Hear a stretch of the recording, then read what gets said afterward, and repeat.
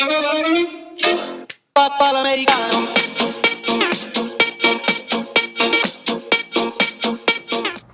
and welcome back to Food of Our Flags and Family.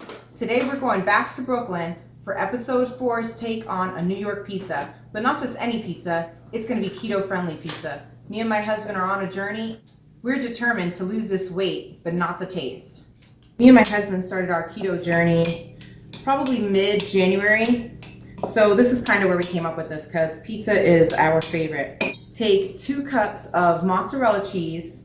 We have a mozzarella provolone blend along with 2 tablespoons of cream cheese, and I like to add half a cup of ricotta just to make the crust super moist.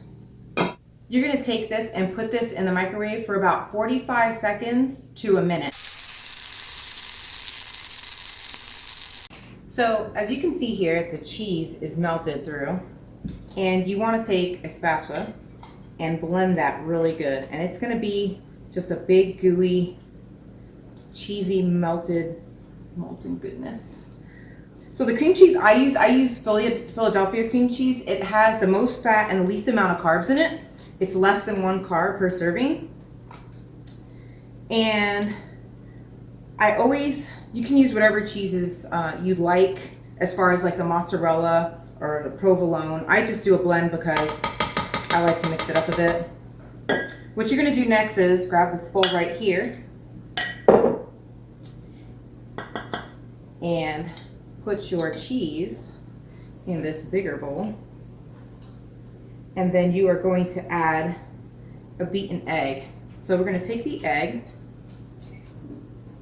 and beat it up nicely and then pour it into your cheese mixture. Now you have to move pretty quickly because you don't want your cheese to get hard while you're doing all this. And then in here, and that's 1 egg, I have 1 cup of almond flour and a teaspoon of baking powder. And you're just going to blend everything together. Along with a tablespoon of Mrs. Dash garlic. I like that one. You can use regular garlic powder if you like. If you do, just use 1 teaspoon. I also do a blend of a teaspoon to 2 teaspoons of Italian seasoning. Just mix that all in there. It'll give your crust a nice flavor. And I promise you, I made this before and it tastes just like a New York pizza crust. It was delicious. Now, when we come back after mixing all this, we're going to get 2 pieces of parchment paper to the size of your liking, and you're going to put the flour that's all mixed together onto the parchment, and we're going to roll it out. Now, sometimes what I like to do is I'll blend it a little bit, and then I'll stick it in my bread maker on the dough setting, and it'll just mix it perfectly. But if you don't have a bread machine, don't worry about it. You don't have to use one. You can do it by hand. It'll still blend nicely. It'll just take you a little bit of time, a little bit of elbow grease. Now that you have your bread mixed really, really well, we're going to take it and put it onto the parchment paper. You don't have to spray it with anything. You just put it right on there.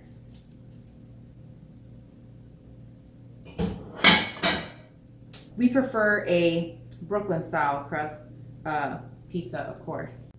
So now that we've got our parchment paper, we're going to take our second one and put it on top of the dough.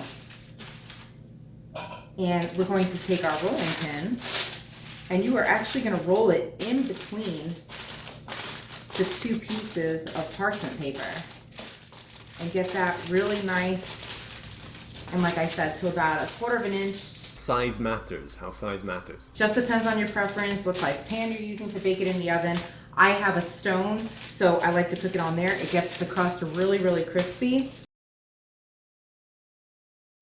Then you're going to take it with both pieces of parchment paper and you're going to put it in the oven for about 8 to 10 minutes till it's nice and brown.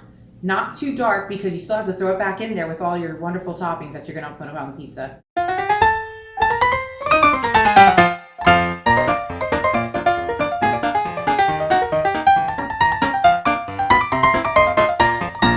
guys, so here's the great unveiling. Here's the pizza. It should look like this. And if the crust is still a little bit tender, that's fine, because you're going to grab your sauce and put all your toppings on now. So, of course, for keto, most people that do keto, you can either make your own tomato sauce and make it fresh, or you can use Rao's. That's what I use. It's the lowest in carbs that I've found so far. And I like the Arrabiatta. It's a little bit of spice, but you can also use regular marinara, just whatever you can get that's the lowest in the carbohydrates, to keep it keto friendly. So I used about 1 cup of the Arrabiatta, but that wasn't enough. So I'm gonna do 2 cups, which is generally what you're gonna use on the pizza regardless.